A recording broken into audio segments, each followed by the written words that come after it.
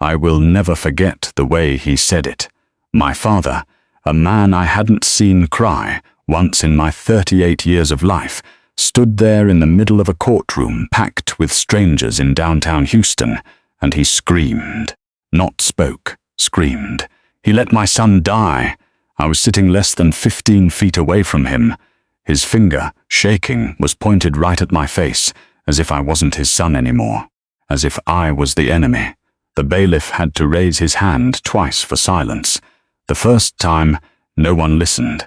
The second time, there were still whispers.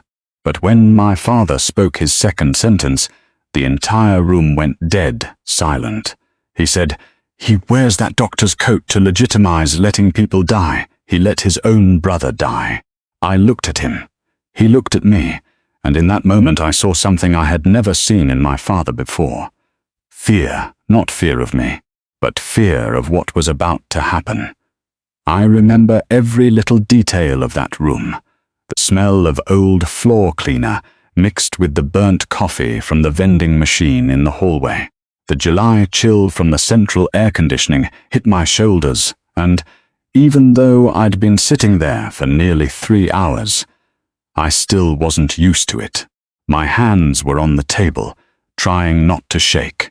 My lawyer, Diana Fowler, a woman with salt and pepper hair and eyes that had seen so many medical malpractice suits, I thought nothing could surprise her anymore, slowly placed a manila envelope on the table and slid it toward me.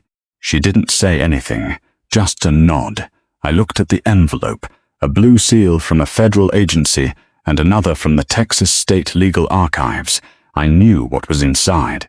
I had known for 5 years. But I never thought I would have to open it in front of my father, that I'd have to expose everything in a room full of strangers, and whether they would see me as a hero or a traitor. I didn't care anymore, because there was a truth I had kept for too long, and that truth was crushing me every single day. Judge Patricia Chen opened the envelope. She read the first page, then the second, then she turned to the third. I watched her face intently, and I saw it change completely. Not surprise, recognition. The way she took off her glasses, slowly, as if she needed a few more seconds to process what she'd just read. Then she said, in a voice so quiet it was frightening, "Everyone in this courtroom will rise immediately." I wasn't prepared for that moment. Even though I had imagined it hundreds of times in my head, I still wasn't prepared. Because when everyone stood up, when the benches behind me creaked and the sound of shuffling feet filled the air, I didn't see them. I only saw my father, the color drained from his face. For the first time in my 38 years, I saw him afraid of me, not because I was stronger than him, not because I was winning, but because the truth finally came with a price he couldn't pay. He couldn't go back. He couldn't take back what he'd said. He could only stand there looking at me and realize that for all these years he had been loving the wrong son. I didn't stand up right away. I sat for a few more seconds, feeling Dinah's hand on my shoulder, hearing my own heartbeat in my chest. And I thought of my mother. She'd been gone for a long time, but in that moment I really wished she was here. Not to see me win, but to see that what she used to whisper in my ear when I was a child had finally come true. She used to say, "Daniel, you don't have to be tough to be loved. You just have to be you." It took me nearly 40 years to understand what that meant. I stood up. Everyone in the courtroom was standing. My father was still sitting, but I wasn't looking at him anymore. I looked straight at Judge Chen, who was holding the thing that had changed everything, the thing that made it impossible for my father to hate me anymore. A piece of paper signed by my brother 5 years ago, a refusal of life-saving treatment, a choice he had made and one that I had honored, even though it could have destroyed my career, because it was the right thing to do. And sometimes doing the right thing gives you nothing but a very high price to pay. I wish I could say I was strong in that moment. But the truth is, I wasn't strong at all. My hands were shaking, my eyes were burning, and in my head a single question played over and over. Was there any way this could have all been avoided? Was there any way for my father to love me without having to lose Nathan first? But I already knew the answer. No, there was no other way. Because some fathers only learn how to love after they've lost everything. And I, the son he once saw as his enemy, was the only one left to watch him break. That's the story I'm going to tell you today. It's not about the victory in the courtroom. It's about the years that came before.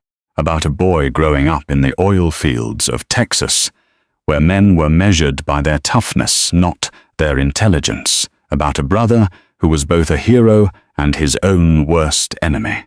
And about a father who spent his entire life loving the wrong son, only to realize in the end that the child he'd always resented was the one who had protected him the most. Before I go on, I want you to understand something. This story isn't about who was right and who was wrong. It's not about condemning my father or glorifying myself. This story is about a simple but painful truth that I think many of us have experienced. Sometimes the people who are supposed to love you unconditionally are the ones who hurt you the most. And sometimes the only way to learn a person's true worth is when you're about to lose them forever. Let's go back in time with me to Midland, Texas, to the house on Elm Street where I grew up, where oil derricks rose from the desert like steel giants, where my father worked for 27 years on the rigs, and where I learned that some things in this life are more powerful than oil. Things like hidden love, and the secrets you keep to protect others, even if they kill you from the inside. I grew up in Midland, Texas. If you've never been there, imagine a desert town where oil derricks rise from the ground like steel giants, where the air always smells of dry earth and gasoline, and where men are measured by their toughness, not their intelligence. My father, Harold Reese, was one of those men. He worked for 27 years on the rigs, before retiring with a bad back and a heart that I thought had become harder than the steel casings of the machines he operated. But I was wrong about his heart, because I would later understand that my father's heart wasn't hard. It was just encased in armor so thick you could barely see the life inside. And I, his second son, never really found a way to get through that armor. My mother, Catherine Reese, was the complete opposite of my father. She was a nurse at the county hospital, where she witnessed life and death every day. But by some miracle, her heart remained soft. I often wondered how she managed that. How could a person see so much pain, so much loss, and not become jaded? I found the answer years later when I became a doctor myself. She didn't become jaded because she chose not to let other people's pain become her own.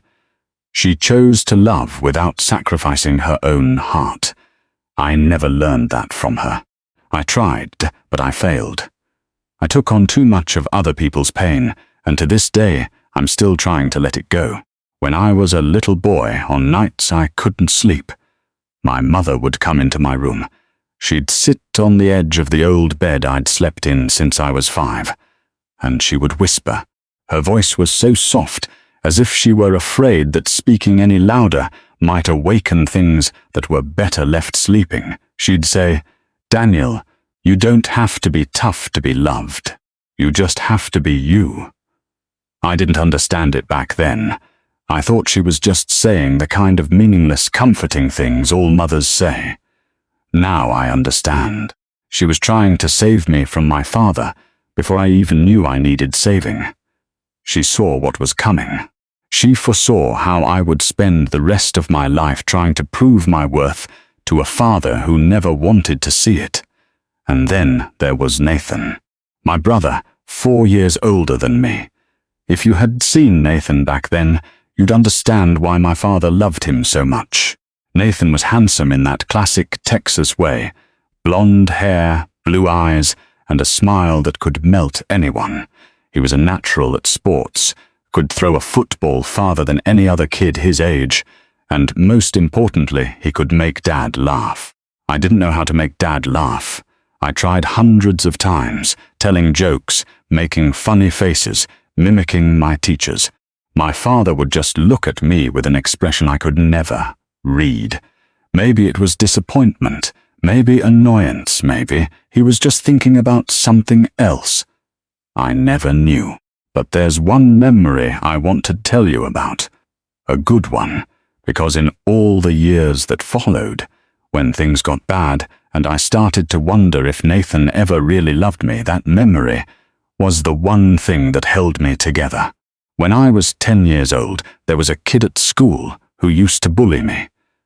He was 2 years older, a whole head taller than me, and he seemed to think that shoving me against the wall and calling me a bookworm was his favorite pastime. Nathan found out. He didn't hit him. He never even raised a hand. He just walked up to that kid, put a hand on his shoulder, and said something I remember word for word to this day. He said, "That's my little brother. You mess with him. You mess with me." No kid in Midland wanted to mess with Nathan Reese. I looked at Nathan back then, and I saw a giant. Not a giant because of his muscles, but because of his presence. That night, as we lay in our bedroom, I thanked him. Nathan just shrugged.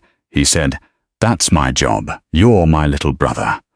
I've held on to that memory over the years like a precious stone in a pile of rubble, because after that, Nathan changed. Or maybe he was always Nathan, and I just started to see both sides of him. And that's when I learned a valuable lesson. Loving someone doesn't mean you know them. Sometimes you can love someone your whole life without ever truly seeing them. My father's differential treatment became more and more obvious over the years. I remember when Nathan was 17, he took Dad's pickup truck and crashed it straight into the cattle shed. The same shed my father had built with his own hands 10 years earlier. I thought Dad would lose his mind. But he didn't. He laughed about it all week. He told that story to his friends at every backyard party, and each time he told it, he'd laugh as if it were one of the proudest moments of his life. "The boy's just learning," Dad would say. "A man's got to test his limits." What did I learn from that story? I learned that there were limits for Nathan, and different limits for me. Because the next year, when I was 14, I brought home a biology test with an A-.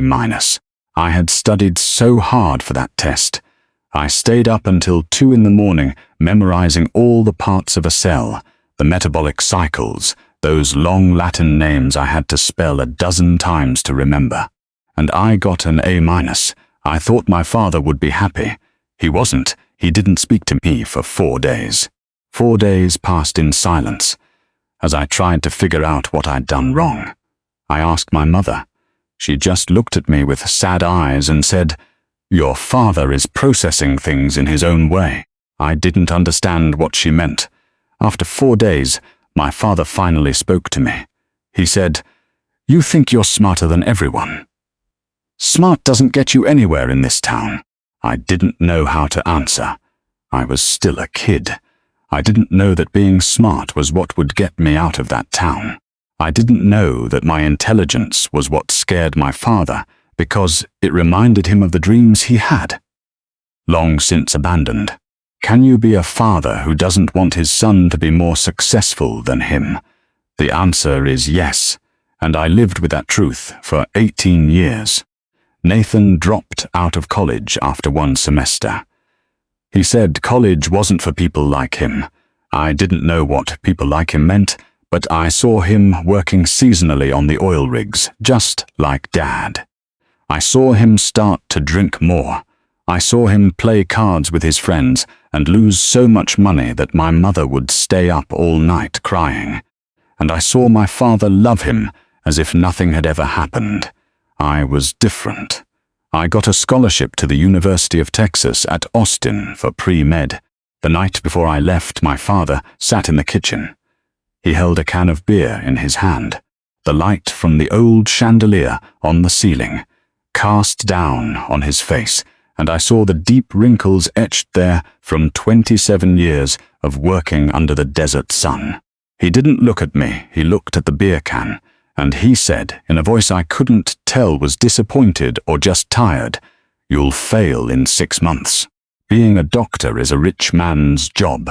Working class kids like us study to be doctors just to find out we don't belong there." I didn't say anything.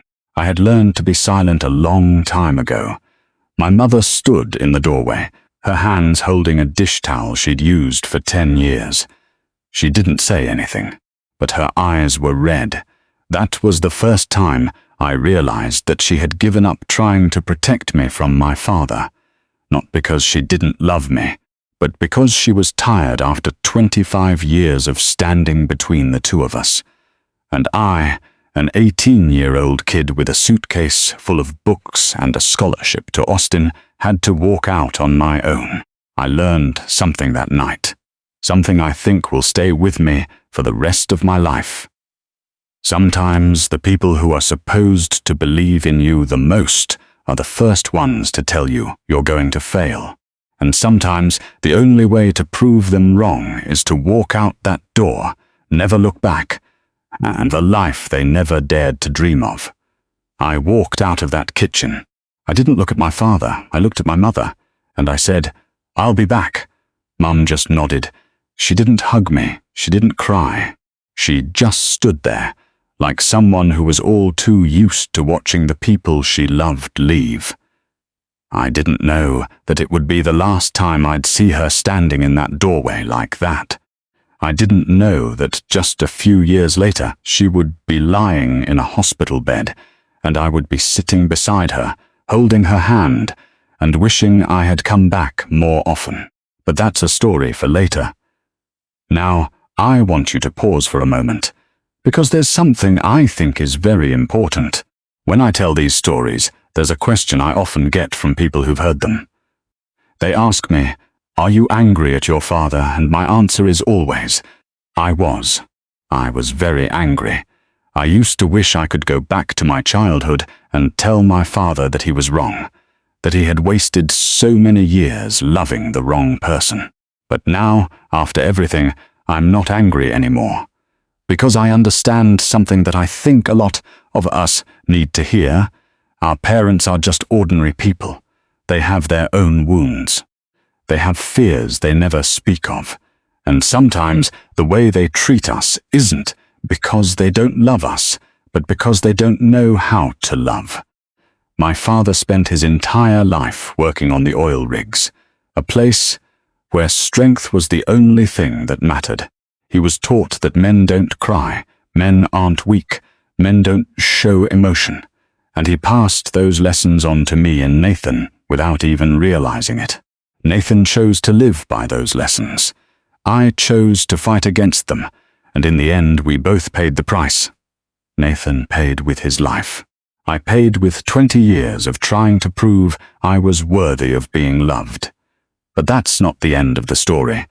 That's just the beginning, because after all those years, after Nathan was gone, after my father sued me, after all the secrets were laid bare, only then did I truly understand something. Sometimes, the most miserable person isn't the one who is hated, but the one who doesn't know how to love. And my father, a man with calloused hands and an armored heart, was one of the most miserable people I have ever known. I'm going to tell you about the years that followed, about my time in Austin, where I slept on library couches and skipped breakfast to buy books, about my mother's illness, which changed everything, and about the day I got a call from my father at 2 in the morning telling me Nathan was in the hospital and dying. But before I go on, I want you to understand one thing. This story isn't about hatred. It's about forgiveness, about learning to love people who never knew how to love correctly, and about accepting that sometimes the only love you can get from your parents is a clumsy, imperfect love full of cracks. But as my mother used to say, a crack is where the light gets in. And I have spent my whole life searching for that light. I arrived in Austin with 2 suitcases and a scholarship. One suitcase held clothes, the other held books and a photograph of my mother.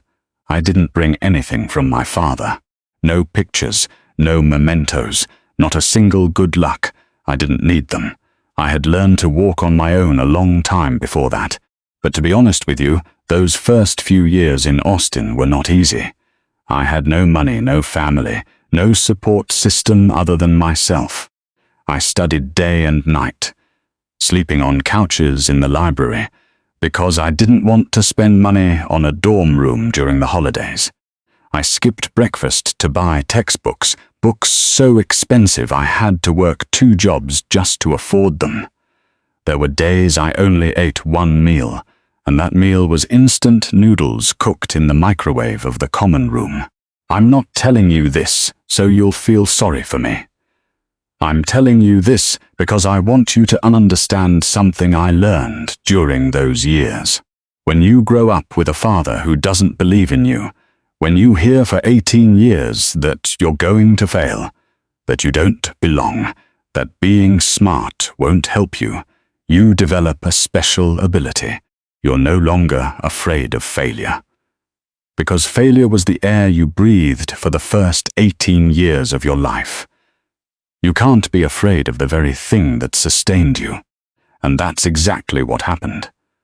I wasn't afraid of failing an exam, wasn't afraid of not having enough money for tuition, wasn't afraid of getting kicked out of school. Those fears are for people who've never hit rock bottom. As for me, I'd been living at the bottom since I was a kid.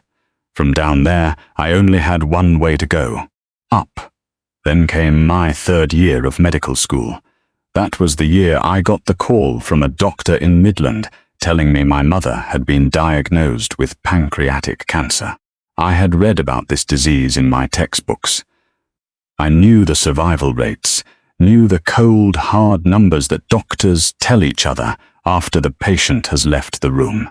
And I cried right there in the library's reading room, surrounded by hundreds of lifeless medical books. Books that never teach you how to accept that the person you love most is about to leave you. Every weekend, I drove 6 hours from Houston down to Midland.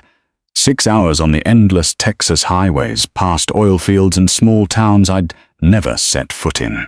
I sat by my mother's bed, reading to her, or sometimes just holding her hand in silence. I wanted to tell her I loved her, but I didn't have to. She already knew. She always knew.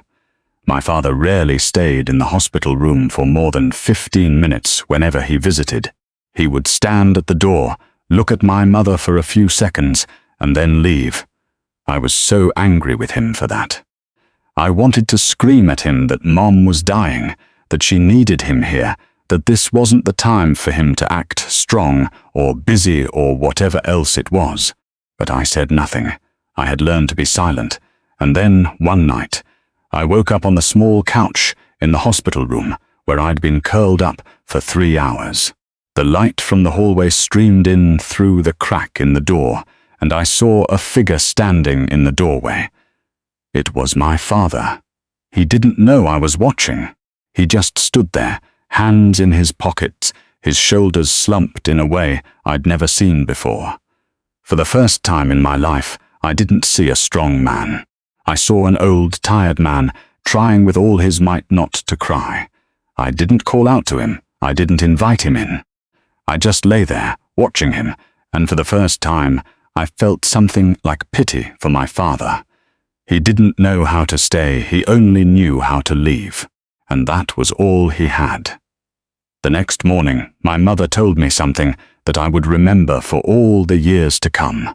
Her voice was weak, but her eyes were still bright.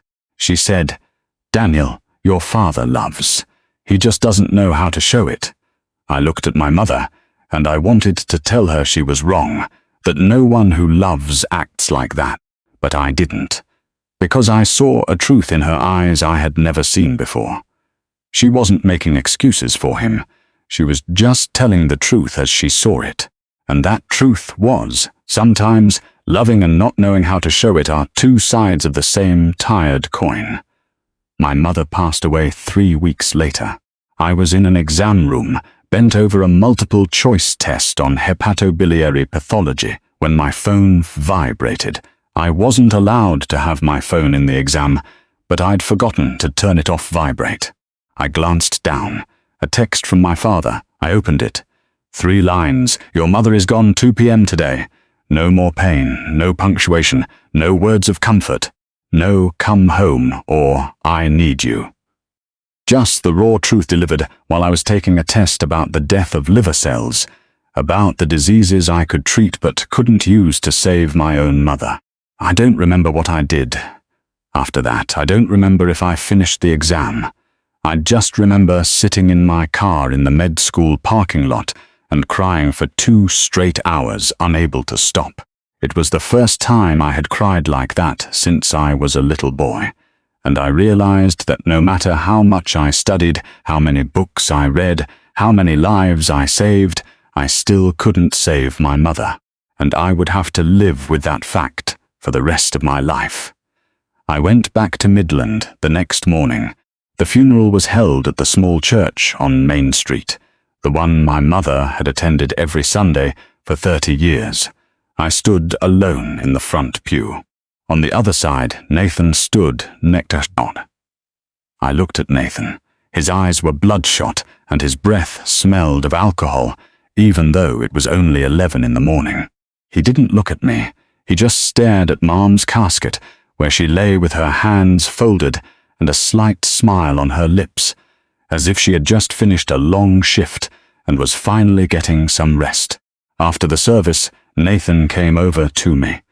I thought he was going to hug me. I thought we would cry together, like 2 boys who had lost their mother. But Nathan didn't hug me. He stood in front of me, less than a meter away, and he said, "You weren't here when Shinshidi needed you most." I was stunned. I wanted to say that I came home every weekend, that I drove 6 hours each way, that I sat by Mum's bed when Dad wasn't there, that I was holding her hand as she took her final breaths, even if I wasn't there at the exact moment she passed. But I knew Nathan didn't want to hear that. He wanted someone to blame, and I was the perfect target. The truth is, I was 30 minutes late the day Mum died. That's right, 30 minutes. I got stuck in traffic on I-45 because of an accident. I had called the hospital, told them I was running late, and when I got there, she was no longer breathing. My father had been there. Nathan had been there. They had held her hand as she passed away. As for me, I only arrived in time to see her face at peace, as if she had just shed a burden she had carried her entire life. Nathan didn't accept my apology. I tried to explain. I told him about the accident, about the highway, about the cars backed up for miles. Nathan just shook his head. He said, "You always have an excuse. You're always busy. You're always more important than the rest of us." And he turned and walked away. I stood there in the middle of the Midland cemetery, under the scorching July sun, and I had never felt so alone. I had just lost my mother, and now I had just lost my brother too. I didn't cry. I didn't try to explain again. I just turned and walked out of the cemetery. That was the last time I spoke to Nathan for over 1.5 years. And as I walked away, I made a promise to myself. I would never let anyone tell me I wasn't there when someone I loved need me most. I would be there, even if it meant driving through the night, even if it meant missing everything else. I would be there, because I knew what absence felt like, and I didn't want anyone to ever feel the way I felt that day. But there was something I didn't tell Nathan, something I've kept to myself until now. When I got to the hospital that day, 30 minutes after my mother had passed, I didn't go into the room right away. I stood in the hallway, looking through the small window in the door, and I saw Nathan holding Mom's hand. He was crying like a little boy, And I didn't want to ruin that moment. I didn't want to walk in and make it about me. I chose to stay outside, to let Nathan have those last few moments with our mother, uninterrupted, and I paid the price for that choice for the next year and a half. I'm not telling this story to say that I was right or that Nathan was wrong. I'm telling it because I want you to understand something about silence. Sometimes silence isn't weakness. Sometimes silence is a choice. It's the choice not to compete for suffering. It's the choice to let someone else be the center of the pain, even if it means you'll be misunderstood. I made that choice, and I would make it again, no matter the cost, because my mother taught me a lesson that no medical textbook ever could. Sometimes the greatest love isn't about being seen. It's about being willing to be misunderstood, just so someone else can have what they need. I learned that lesson, and I lived with it for all the years that followed. Through every phone call from Nathan, through every time I secretly paid off his debts, through every time my father called me the man who let his son die, I chose silence, and silence brought me to that courtroom where everything was finally laid bare. But that's a story for later. For now, I want you to think about something. Is there someone in your life who has chosen silence to protect you? Has someone accepted being misunderstood just so you could have what you needed? And if so, did you know it? Or do you still think they weren't there when you needed them most? Let me know in the comments below the video, and we can continue this story together. It took a year and a half for Nathan to understand the truth, and by the time he understood, it was too late. He was lying in a hospital bed, and he said, "Don't let Dad know, he'll blame you." That was his way of apologizing, not with the words, "I'm sorry," but with the words, "Protect my little brother, even if he doesn't need it." And I kept that promise, even though it nearly destroyed me. That's what love is. It's never perfect. It always has cracks. But as my mother used to say, the cracks are where the light gets in. And I have spent my whole life searching for that light, in the cracks of my family, in the silences I chose, and in the words I never said. After my mother's funeral, I didn't go back to Midland anymore. I didn't visit my father. I didn't visit Nathan. I didn't go back to the house on Elm Street, where I grew up and where only sad memories remained. I threw myself into work, into my studies, into long 12-hour shifts at the hospital, where I could forget that my mother was gone, that my brother wouldn't speak to me, that my father still looked at me like a traitor. But I couldn't forget Nathan. I heard news about him in fragments, through phone calls from old friends in Midland, through texts from his wife when she couldn't take it anymore. Nathan lost his job on the oil rig, got evicted from his apartment in Odessa for not paying rent.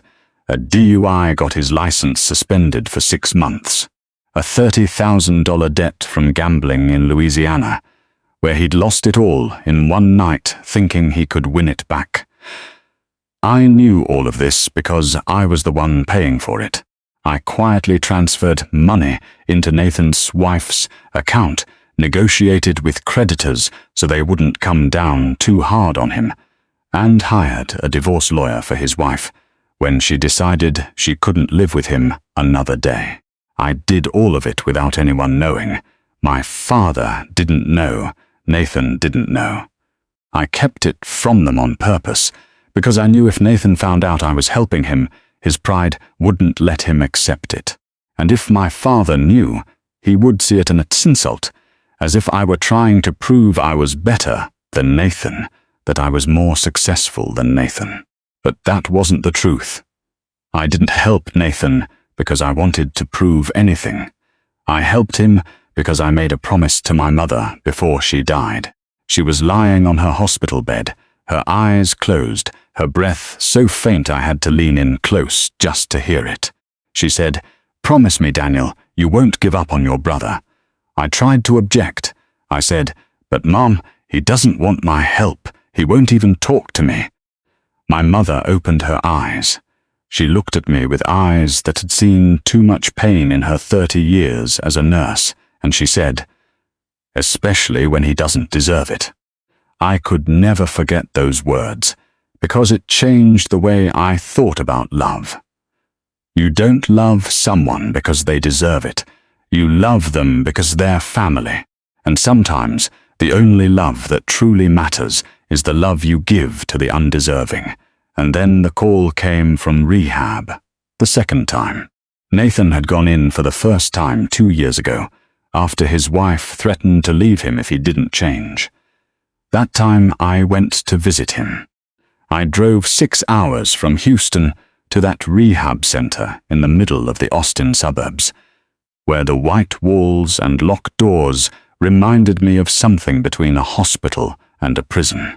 I sat across from Nathan in a small room with nothing but a table and 2 chairs. He looked older than his 40 years.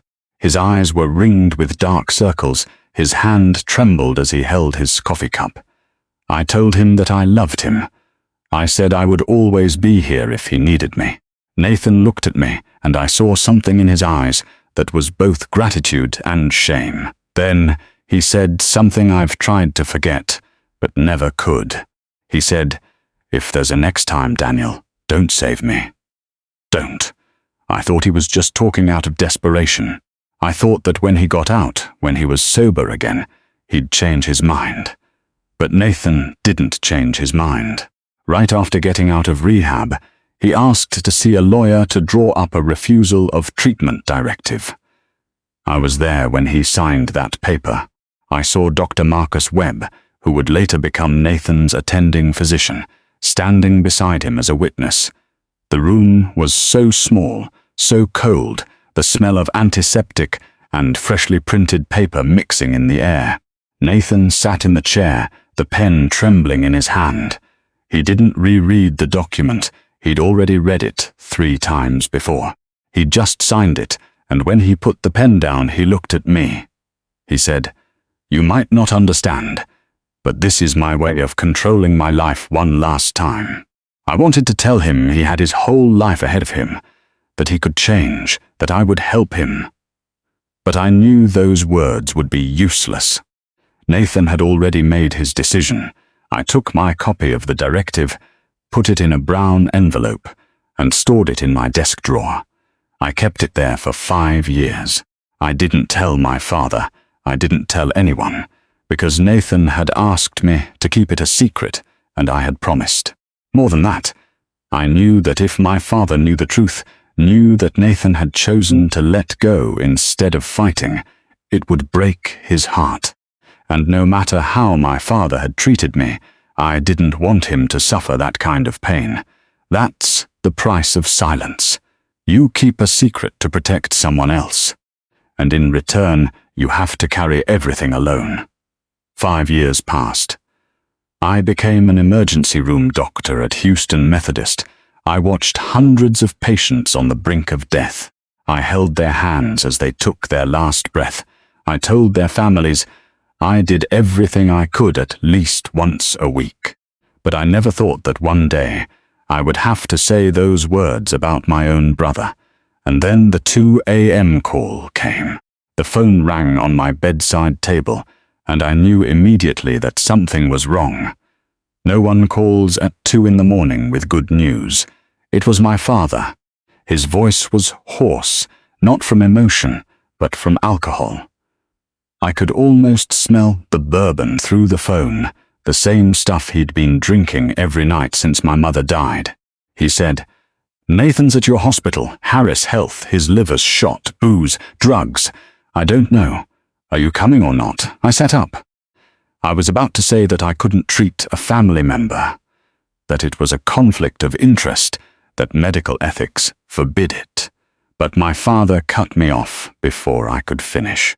He said, "Are your precious ethics more expensive than your brother's life?"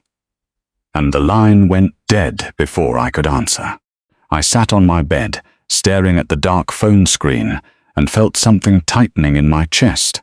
It wasn't guilt. I'd run out of guilt a long time ago. It was exhaustion, a weariness so profound I wished I could just sleep for a very long time and wake up on a different day, a day when Nathan wasn't dying. But I couldn't sleep. I drove there at 3 in the morning. The hospital was quiet at that hour, just the sound of nurses' footsteps in the hallway and the beeping of heart monitors from the patient rooms. I found the on-call room of Dr. Marcus Webb, the man who had witnessed Nathan sign the refusal of treatment directive with me 5 years ago. He was sitting in front of a computer screen, his coffee cup empty, his eyes bloodshot from lack of sleep. When he saw me, he didn't look surprised. He just nodded and said, "I was expecting you." He explained Nathan's condition to me. End-stage cirrhosis. He needed a liver transplant. But with his history of alcohol and drug abuse, Nathan would be at the bottom of the transplant list. And there was another problem. Doctor. Webb looked at me, and I knew he was thinking about the same thing. The refusal of treatment directive. It was still in effect. Nathan hadn't rescinded it in 5 years. He asked me, "Do you want me to try? Because if you do, as his brother, you can petition the court to override the directive." I looked at him. I looked through the glass window into the hospital room where Nathan was lying, IV tubes running into his arms, his face as pale as a sheet of paper. And I said, "No, we honor his wishes. I don't know if I was right or wrong. I still don't know, even now. But I knew one thing. Nathan wasn't a child anymore. He was a 45-year-old man who had been through too much suffering, and he had the right to decide his own death. That's what I had learned in all my years as a doctor. Sometimes respecting a patient's choice means letting them go the way they want to, even if it breaks your heart. Nathan woke up at 6 in the morning. I was standing in the hallway, looking through the glass. He saw me. There was no surprise in his eyes. It was as if he knew I would be there, that I wouldn't abandon him, no matter what hurtful things he'd said to me. He just looked at me, and his lips moved as if he wanted to say something. I entered the room. No one said anything for almost a minute. I sat down in the chair next to his bed. His hand rested on the blanket, his fingers thin and blue from lack of oxygen. Then Nathan asked, "Do you still have that directive?" His voice was so weak I had to lean close to hear him. I nodded. Yes, I still have it. Nathan closed his eyes. A single tear rolled from the corner of his eye down his cheek. I had never seen Nathan cry since we were kids. And now, as he lay on his deathbed, his body shutting down bit by bit, he cried. He said, "Don't let Dad know. He wouldn't be able to handle the truth that I chose this. He'll blame you. And I don't want you to have to take that." I looked at Nathan, and for the first time in so many years, I saw Tess, the older brother from my childhood again, the one who put his hand on a bully's shoulder and said, "That's my little brother." He was still in there, buried deep beneath the shell of alcohol and gambling and self-destruction. He was still the same Nathan. He loved me. He had never stopped loving me. He just didn't know how to show it. I wanted to tell him that I forgave him. I wanted to say he didn't need to worry about Dad, that I could protect myself. But I didn't say those things, because I knew Nathan didn't need to hear my forgiveness. He needed to know I would keep my promise, and I said, "I'll keep this secret. I promise." Nathan smiled. A weak smile, but a real one. He said, "Life is complicated, little brother." Those were his last words to me. Nathan Reese died at 7:22 that same morning, from liver failure, leading to multiple organ failure. I wasn't in the room when he passed away. I was standing in the hallway, clutching the copy of the refusal of treatment directive he had signed 5 years ago. And I cried. I cried silently, so no one in the hospital would hear, because I was a doctor, and doctors aren't supposed to cry in front of patients. But in that moment, I wasn't a doctor. I was just a little brother who had lost the only big brother he had in the world. I kept that secret. I kept it for 3 weeks after Nathan's funeral, and then the summons arrived. My father was suing me. He accused me of medical negligence, of intentionally failing to intervene, of letting my brother die alone in the hospital.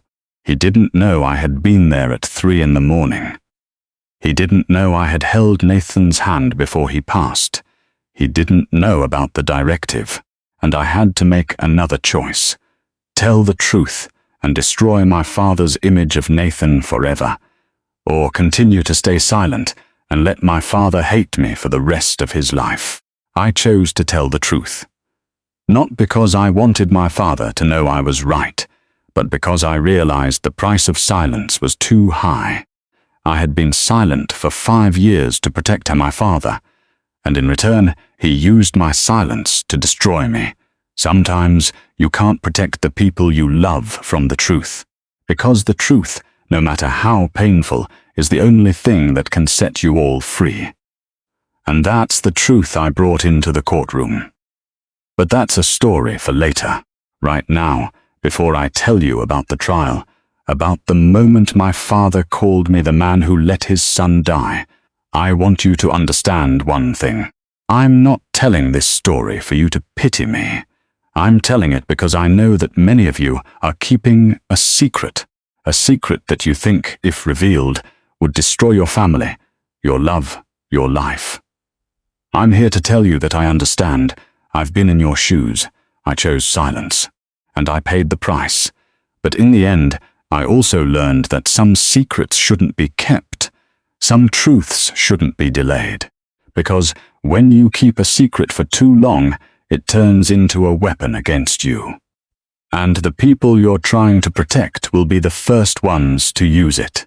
Think about that, and ask yourself, is there any secret you're keeping that's worth the price of your entire life?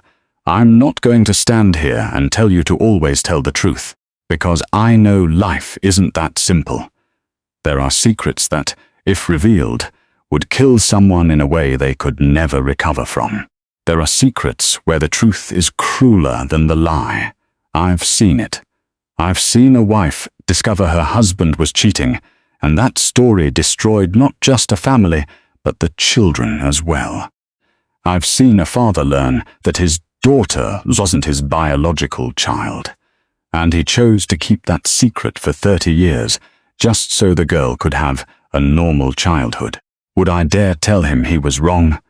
I wouldn't dare, because I haven't lived his life. This is what I believe after everything that's happened. You don't have to tell the whole truth, but you need to know why you're silent. Are you silent out of fear, or are you silent out of love? Are you silent because you're protecting someone, or are you silent because you're protecting yourself? That's the question I had to ask my conscience many times, and the answer wasn't always clear. I was silent for 5 years.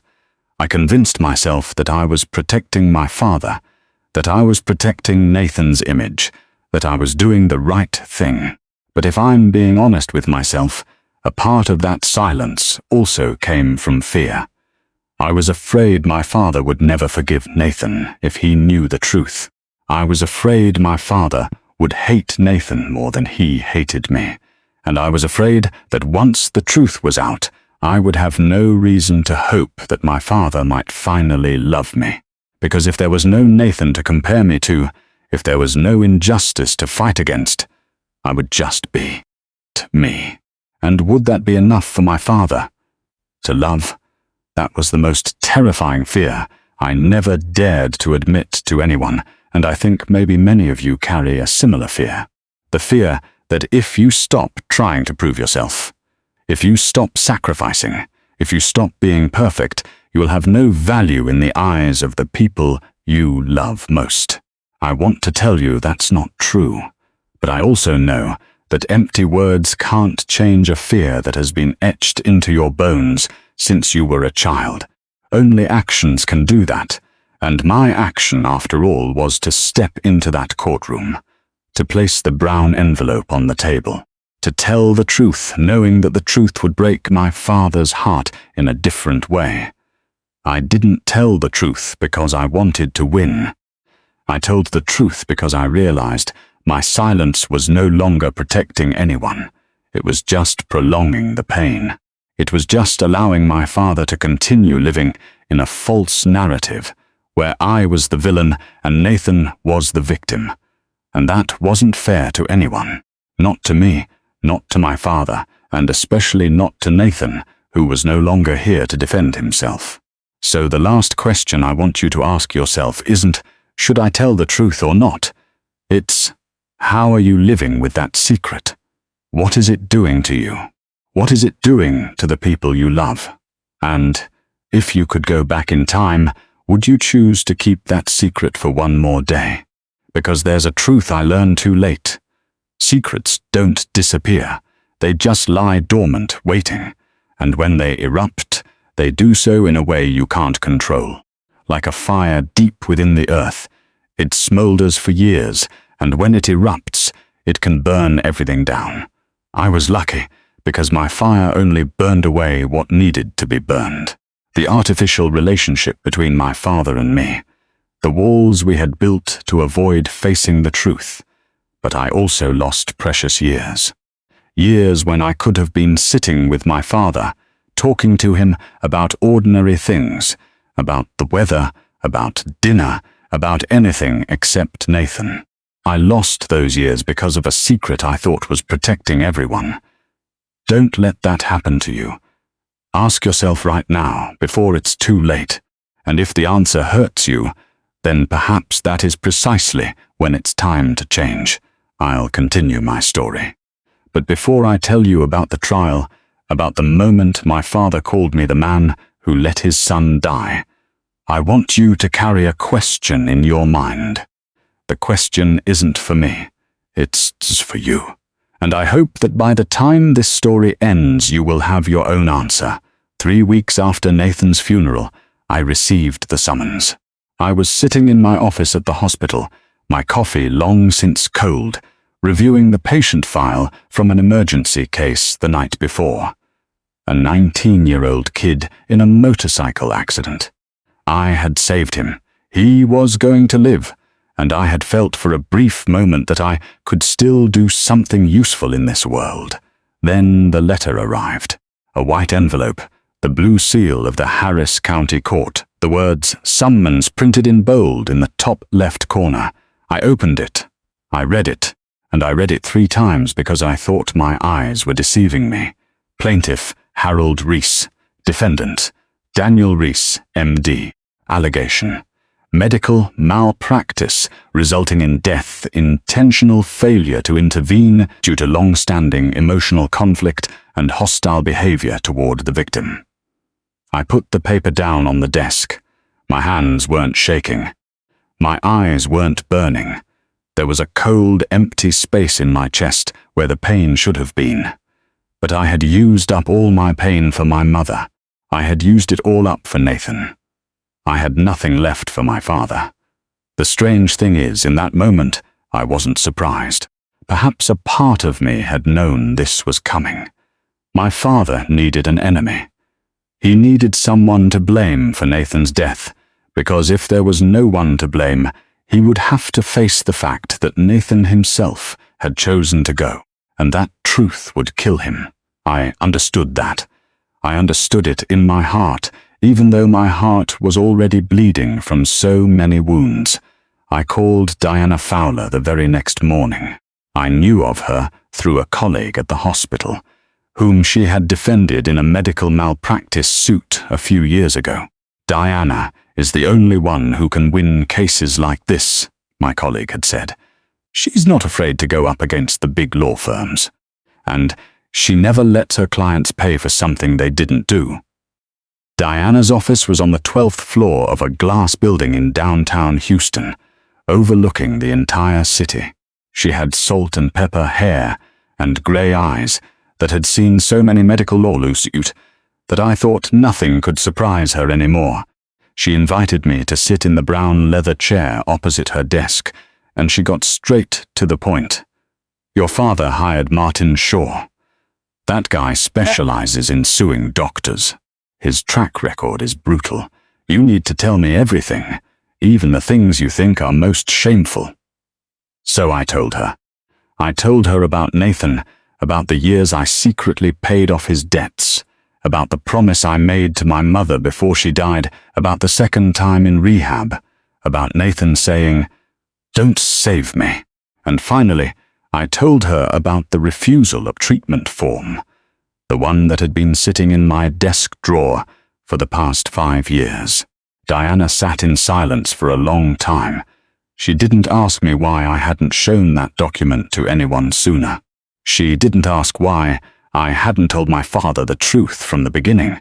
She just looked at me with eyes I couldn't read. Then she said, "Daniel, you've been holding on to a secret that could either cost you your career or save you. You do know that, don't you?" I nodded. I knew. I had known for a long time. But I also knew I had kept that secret for a reason no lawyer could ever understand. I kept it because I loved my father, and I didn't want him to live with the truth that the son he loved most had chosen death. Diana shook her head. She didn't say anything, but I saw something in her eyes that looked like respect, or maybe it was just pity. I never found out, and I didn't ask. Then the press started reporting on it. Houston doctor sued by own father for brother's death. That headline appeared in local papers, on social media pages, on forums I had never even visited, and the comments started pouring in. I didn't plan on reading them. I knew that reading online comments is like drinking poison. You know it will kill you, but you do it anyway. I read them, and I saw things I never wanted to see. Someone wrote, "If he's such a good doctor, why is his own brother dead?" Another, "There's always a reason when family sues family. Where there's smoke, there's fire." One more, "This doctor is definitely guilty. For a father to sue his own son, the son must have done something incredibly wrong." I read those comments at 2 in the morning when the entire city of Houston was asleep, and I was sitting alone in my apartment, with only the sound of the air conditioner and my own heartbeat. I thought I had no more tears left to cry, but I was wrong. I cried, not because I cared what they thought of me, but because I realized that this world, these complete strangers, were willing to condemn you after reading a single headline. They didn't need the evidence. They didn't need the truth. They just needed a story compelling enough for them to feel like they were on the right side. But then I saw other comments from people I had never met but who took my side. A nurse I used to work with at Houston Methodist wrote, "I saw Dr. Reese stay up for 36 hours to save an anonymous patient, someone he'd never met before. If he let his brother go, he had a reason, and I believe in that reason." I read that comment 5 times. It didn't make the pain go away, but it reminded me that there are still good people in this world, people willing to look beyond the headlines, willing to ask questions before passing judgment. And I told myself that if I could save one more life in the next hour shift, then those other comments meant nothing. However, there was one confrontation I couldn't avoid. One I had tried to put off for as long as possible. I had to go back to Midland. I had to see my father. I drove 6 hours northwest from Houston, across straight highways and vast oil fields. The August Texas sky was immense, without a single cloud, the sun beating down on the asphalt. I didn't turn on the radio. I didn't listen to music. I just drove in silence, and in my head, the questions repeated endlessly.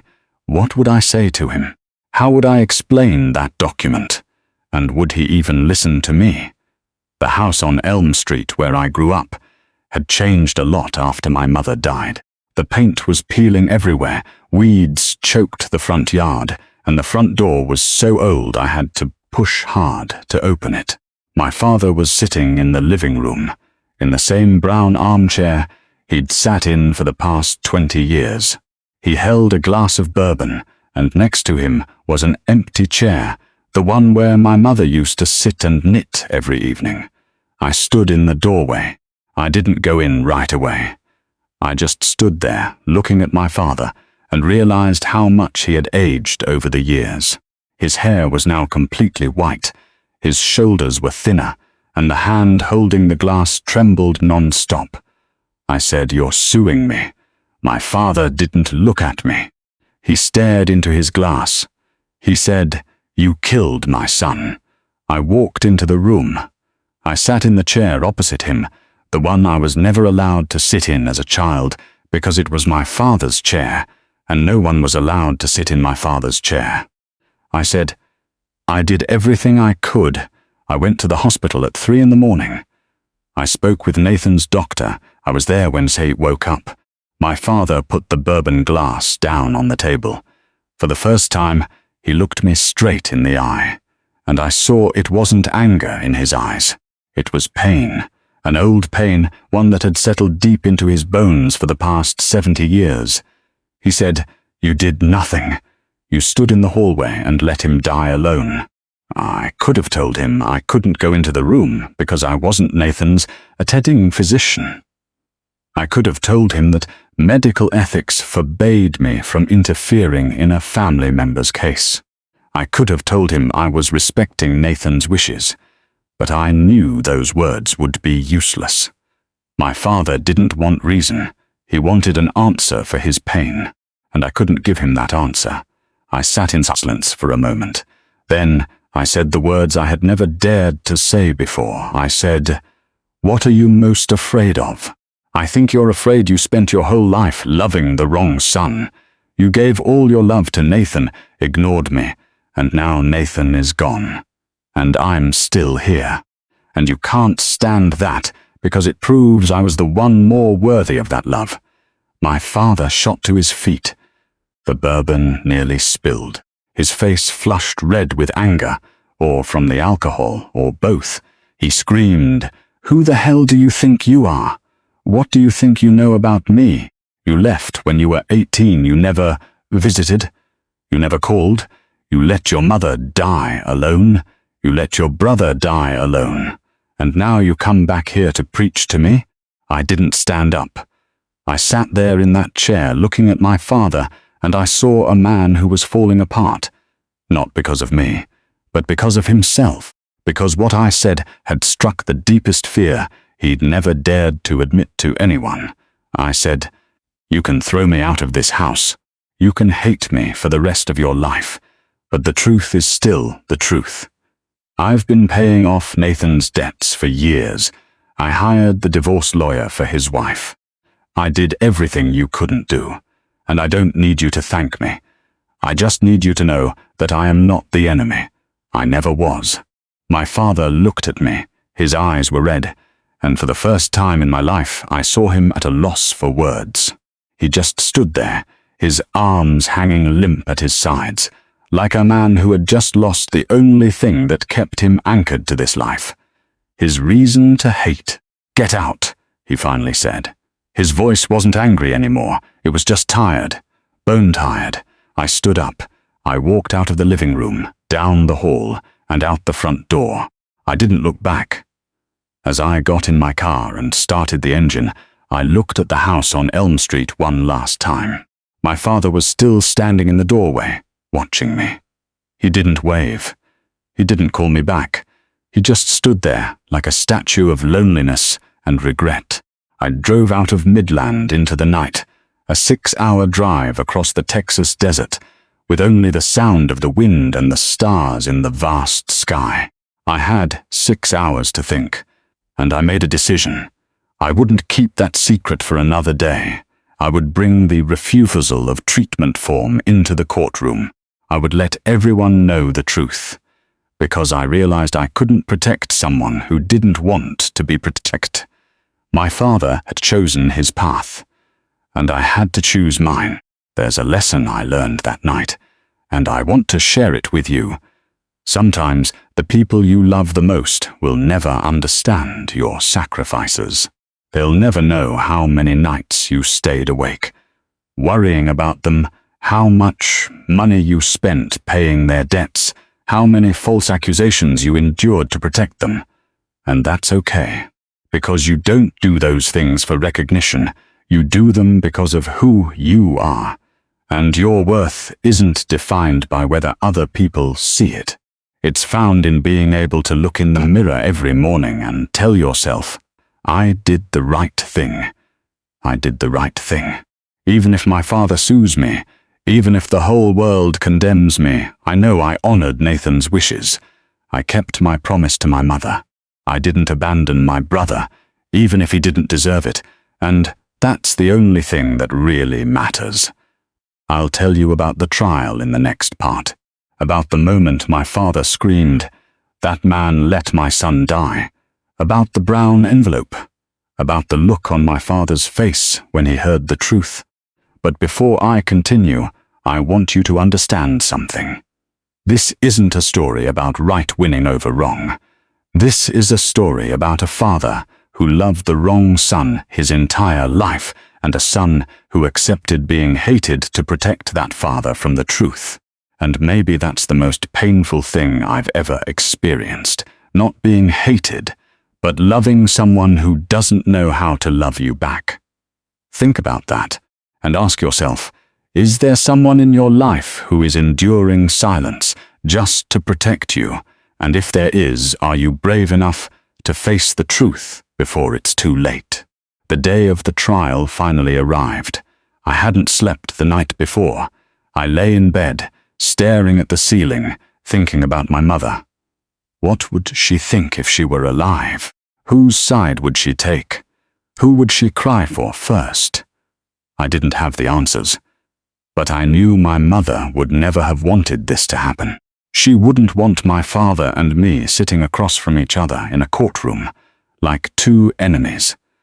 Courtroom number 4 of the Harris County Courthouse was packed. The press, curious onlookers, my colleagues from the hospital, medical students who had attended my lectures, they were all there. I sat next to Diana, my hands on the table, trying not to let anyone see them shake. She placed a hand on my arm and said softly, "Breathe, you did the right thing. And today, everyone will see that." My father sat on the other side, less than 15 feet away from me. Next to him was Martin Shaw, his lawyer, a man with slicked back hair and the smile of someone who knows he's going to win. My father wore an old grey suit, something I'd never seen him wear before. Maybe he'd borrowed it from someone, or maybe he'd bought it just for today. He sat up straight, but I could see his hands clenched together under the table. And then Nathan wasn't there. Nathan would never be anywhere again. There was a void in that room, a void in the shape of my brother, and I knew that both my father and I could feel it. Martin Shaw began in a dramatic tone. He walked to the center of the room, turned to the jury, and said, "Ladies and gentlemen, Harold Reese is going to tell you about a father who lost his son, not in an ordinary way, but at the hands of his other son, a doctor who stood by and watched his own brother die without lifting a finger to help." I heard those words and felt an invisible hand squeezing my heart. I wanted to stand up and scream that he was lying, but Diana gripped my hand and whispered, "Stay calm. Let them talk. The truth will speak for itself." My father was called to the stand. He walked up to the witness box, slowly, as if each step was weighed down by memory. He spoke about Nathan. About the Nathan of his childhood, who could throw a football farther than any kid in town, who could make him laugh even on the worst of days. He spoke about Nathan the adult, who had struggled with life, who drank and made mistakes, but was still a good son. And he spoke about me, the son who left home at 18, who had become too good for his family, who didn't come home when his mother was sick, and who stood in the hallway and let Nathan die alone. As my father spoke, I looked into his eyes, and I saw that he truly believed what he was saying. He wasn't intentionally lying. He just saw the world through a lens that had been distorted by grief, by loss, by a lifetime of not knowing how to love properly. To my father, I was always the son who had left. I was always the traitor, and there was nothing I could do to change that. Diana Fowler stood up. She approached my father, gently, non-threateningly. She asked, "Mr. Rees, were you aware that your son, Daniel, arrived at the hospital at 3 o'clock in the morning on the day Nathan died?" My father was silent, a silence so long the entire room seemed to hold its breath. Finally, he said, "I did not know that." Diana continued, "Were you aware that Daniel spoke with Nathan's attending physician for 45 minutes, trying to find a way to save his brother within the confines of the law?" My father was silent again. His lips moved, but no sound came out. Diana asked one more question. "Were you aware that Daniel wept when Nathan passed away, and that he stood in that hallway for 4 hours just to be near his brother in his final moments?" My father didn't answer. He just looked down at the table, and I saw his shoulders tremble slightly. Martin Shaw stood up to object. He said Diana was leading the witness. Judge Chen overruled. But the questions had already left their mark on the jury's minds. I could see it in the way they looked at my father, in the way they whispered to one another. Then Diana called me to the stand. I walked to the box, and for the first time I stood where my father should have stood from the beginning. In the place of truth, Diana asked, "Dr. Rees, did you want your brother to die?" I looked her straight in the eye. I didn't have to think. I had thought about this question 1,000 times over the past 5 years. I said, "No. I spent the last 20 years doing everything I could to save him. But there are some things even a doctor can't save." Diana asked, "Such as?" I said, "A patient's own choice." The room was silent.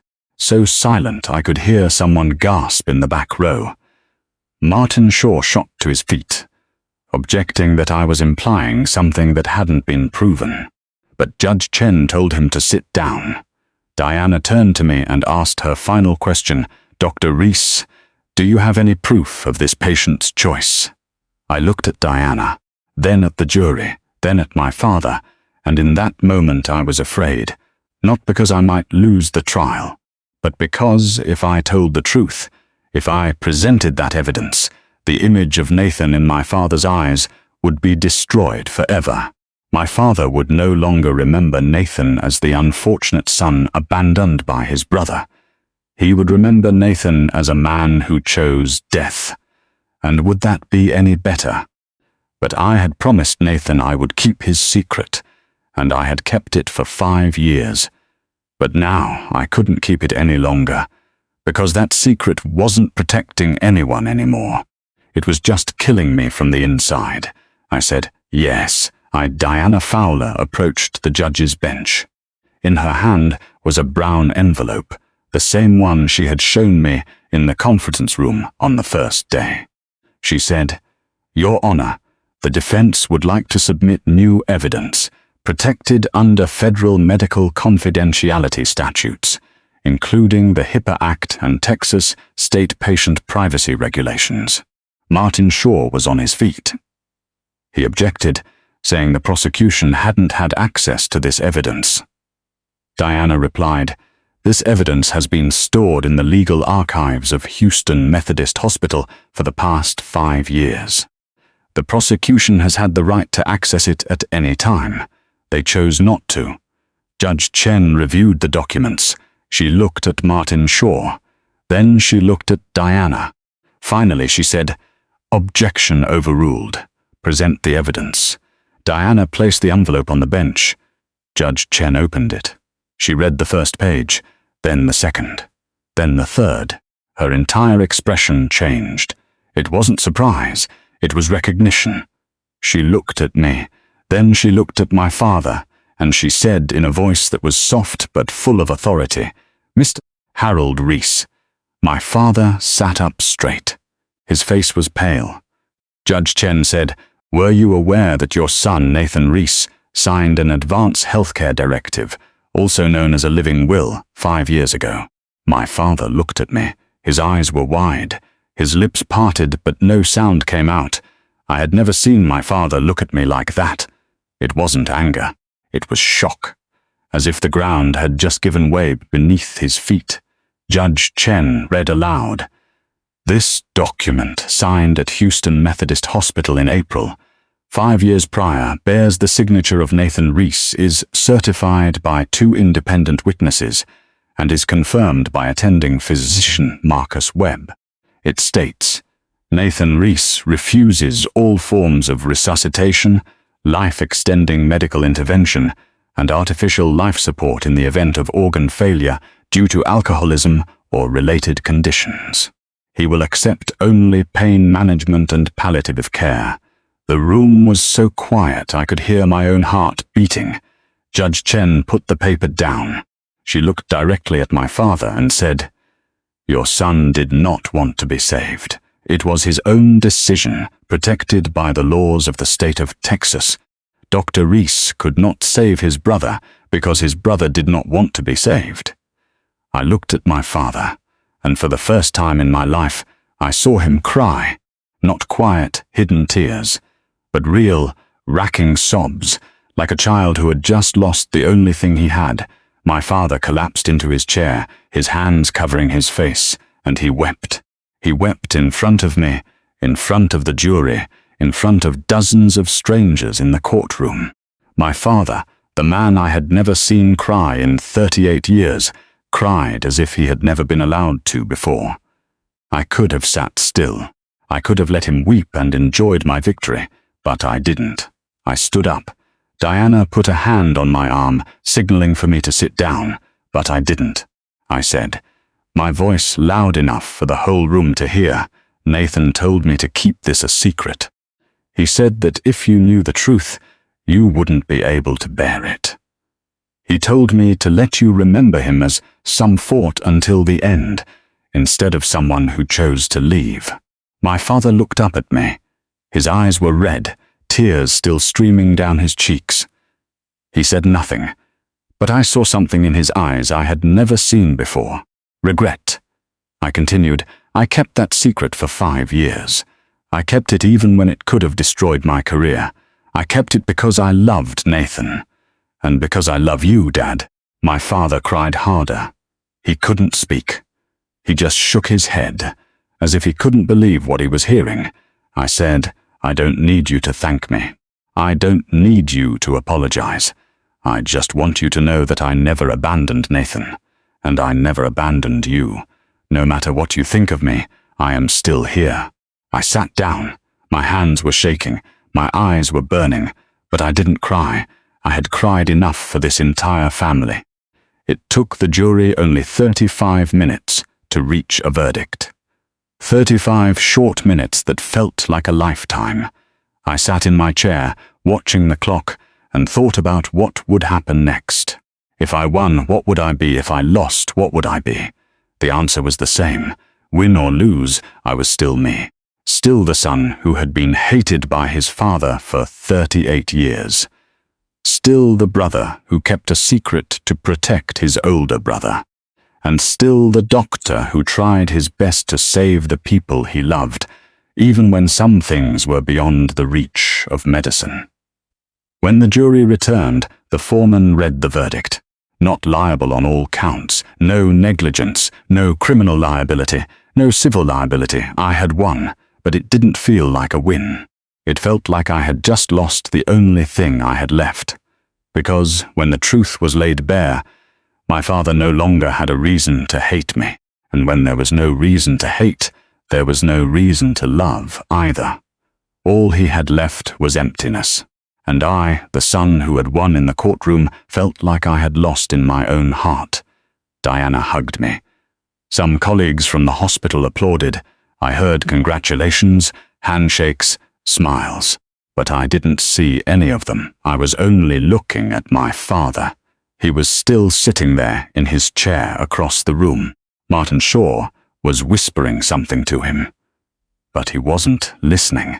He was just staring into the space in front of him, where the papers still lay scattered on the table. He didn't look at me. He didn't say anything. He just sat there, like a man who had just lost the one thing that kept him tethered to this life, his reason to hate. And I realized something. Sometimes winning isn't what makes you happy.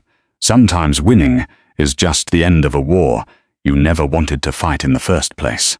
I had won, but I had lost my father, I had lost Nathan, I had lost my mother.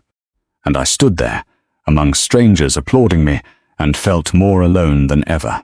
I'll tell you about the days after the trial in the next part, about my father's letter, about forgiveness that asks for nothing in return, about the final lesson I learned after all this pain. But before I continue, I want you to understand one thing. Winning isn't always what you imagine it to be. Sometimes winning means you were right, but you still feel like you were wrong. Sometimes winning means you defended the truth, but you still lost the people you love. And sometimes true victory isn't about winning the lawsuit. It's about being able to look into the eyes of the person who hurt you and still be able to say, "I love you." I did that, and it was the only thing I was proud of that day. I went back to work after a 4-day break. 4 days I spent lying in bed, staring at the ceiling and doing nothing. I didn't answer the phone, didn't open my email, didn't see anyone. I just lay there, letting memories wash over me like a slow-motion film.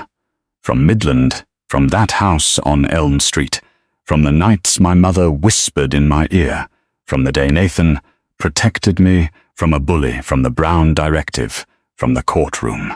It all swirled in my head, and I asked myself, was there any way I could have done things differently? The answer was no. I did what I could, with what I knew at the time. And maybe that's all anyone can ever do. My first emergency case after the trial was a 22-year-old man who had a motorcycle accident on the highway. I didn't know his name when he was wheeled into the ER. I just saw a body covered in blood, shards of glass still stuck in his skin, and his eyes clamped shut. The team of nurses around me worked like a well-oiled machine. I gave orders, they executed them. I started an IV, I intubated him, I ordered a CT scan, I did everything I had been trained to do for the past 10 years. 8 hours. His heart stopped twice. Twice I had to shock him to bring him back. And finally, when the clock showed 4 in the morning, he woke up. He looked at me. His eyes were still blurry from the anesthesia, but he tried to smile. He asked, "Who saved me?" I pointed to the team of nurses and doctors around us. I said, "All of us." He said, "Thank you." Just 2 words, "Thank you." But when I heard them, I had to turn away, because my eyes started to water. I walked out into the hallway, sat down on a cold plastic chair and cried. A nurse came over, put her hand on my shoulder and asked if I was okay. I nodded. I said I was fine. But the truth was I wasn't fine at all, because I realized something in that moment.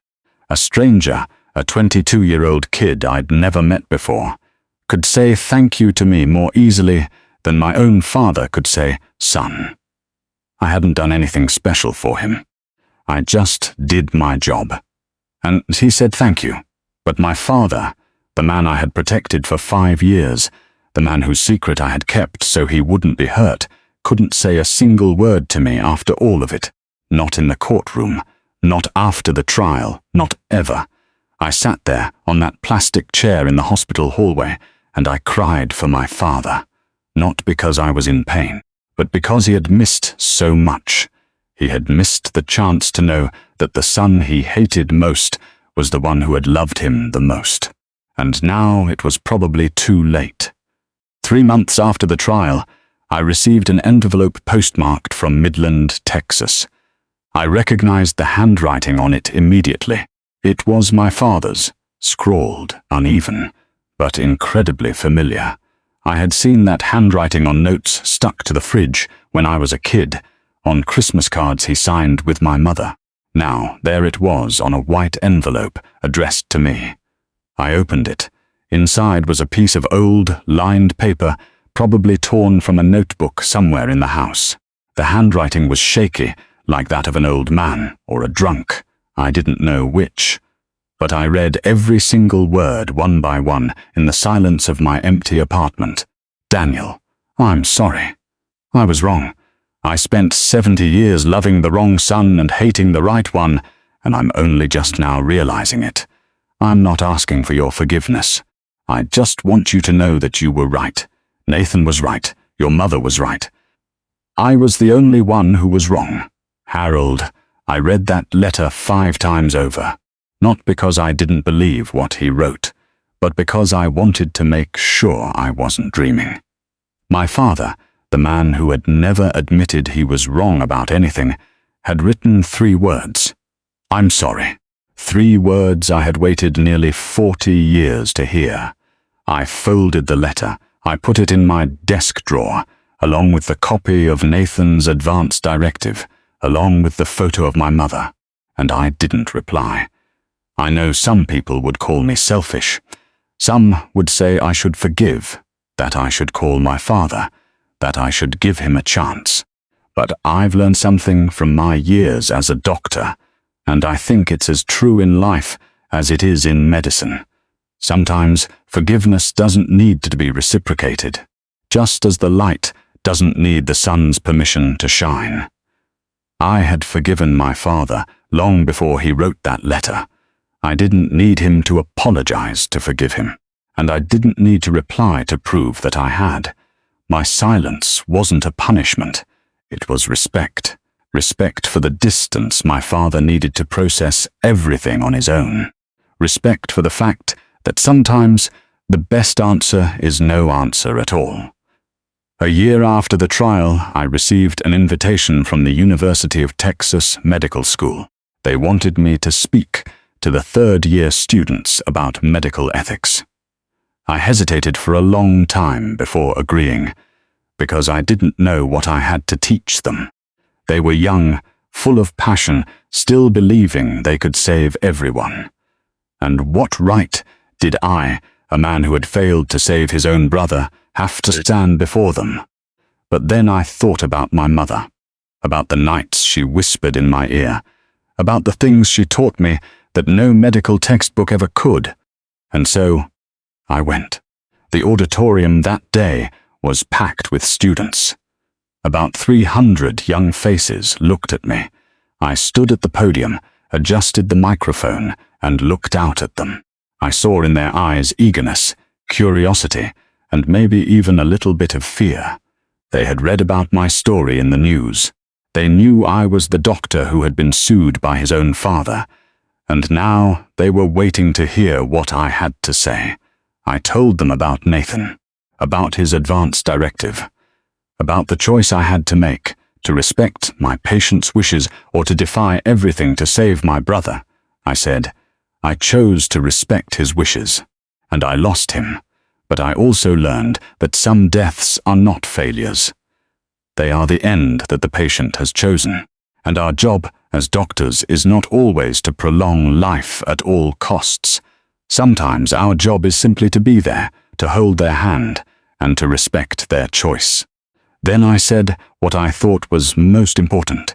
I said, there are fathers who spend their entire lives loving the child they think needs it most. And there are children who spend their entire lives trying to be worthy of a love they never receive. Both are wrong, because love isn't something you have to be worthy of. It's something you give, without condition, without calculation, without comparison. And when you give that kind of a love, you get something back that no degree, no title, no legal victory can ever give you. You get yourself back.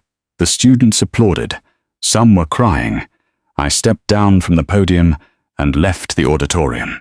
In my coat pocket, my father's letter was still there, wrinkled old, just a few lines. I never answered it, but I never threw it away either, because sometimes the answer lies in the silence, and silence is sometimes the best thing you can give someone.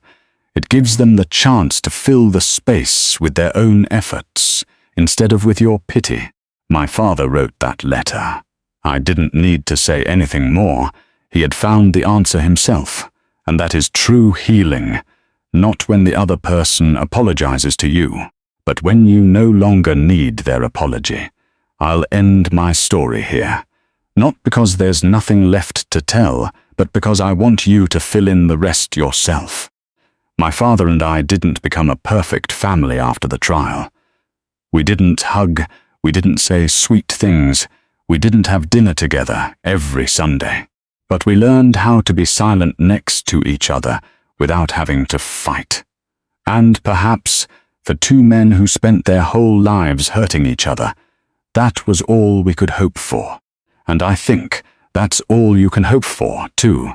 Not the perfect, happy endings you see in movies, but wounds that no longer bleed, memories that no longer ache when you touch them, and the ability to look into the eyes of the person who once hurt you and say, "I'm still here."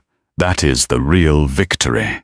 And that is the only thing I want you to take with you when this story is over. So, that's it. My story ends here, not with a hug between my father and me, not with tears of joy, but with a silence that we both learn to accept. I want you to understand one thing before I finish. You do not have to prove your worth to anyone. Not to your parents, not to your friends, not to the people who once said you would never amount to anything. Your worth isn't found in degrees, in titles, in praise from people who can't give it to you.